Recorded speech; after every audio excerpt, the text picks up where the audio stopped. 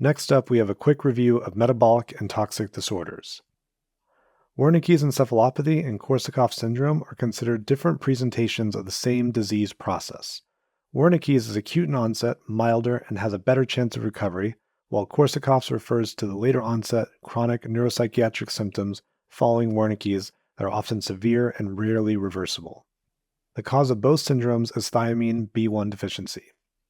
Wernicke's encephalopathy is most often associated with alcoholism, but it can also be seen in cases of protein energy malnutrition, such as in extreme catabolic states, kwashiorkor, or marasmus.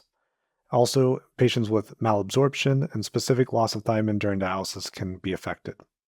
It is characterized by global confusion with inattention, apathy, disorientation, and memory loss that worsens over days to weeks. Know the typical presentation is a confused patient with staggering gait and trouble moving their eyes. That's the classic Wernicke's picture. Korsakoff syndrome, on the other hand, is a chronic amnestic syndrome associated with alcoholism, malnutrition, and vitamin B1 deficiency. It is often coincident with Wernicke's and may emerge as the symptoms of Wernicke's are treated. The amnesia that occurs with Korsakoff's can be both retrograde and anterograde. Attention and mentation appear normal. Patients often confabulate because of the memory problems. The confabulations can be pretty fantastical, like a patient in the Midwest saying their occupation is being a shark hunter off the coast of Hawaii while they happen to be watching Shark Week on TV in the hospital. Treatment involves immediate treatment with thiamine, and that resolves the problems of Wernicke's and ideally prevents Korsakoff syndrome. Once Korsakoff's develops, thiamine has only partial effect. In fact, the majority of patients who emerge from Wernicke's have some irreversible symptoms of Korsakoff's. The specific dosing of thiamine varies, but the key is to give high-dose IV for several days and thereafter continue oral thiamine supplementation. Also, correct deficiency in other vitamins and minerals. Wernicke's usually improves within hours of thiamine replacement.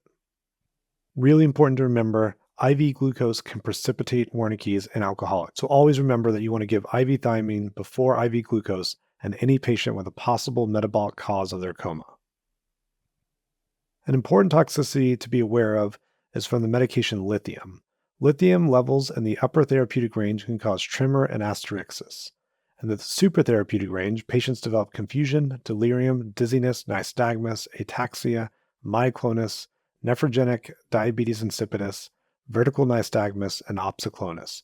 Opsoclonus is a very chaotic eye movement pattern where the eyes just kind of bounce around all over the place. Toxic levels can cause seizures and coma. Treat with dialysis.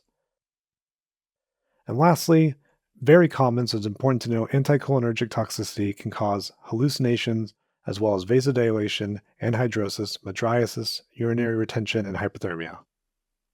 Remember the mnemonic: red as a beet, dry as a bone, mad as a hatter, blind as a bat, full as a flack, and hot as a hare. And that's all for metabolic and toxic disorders.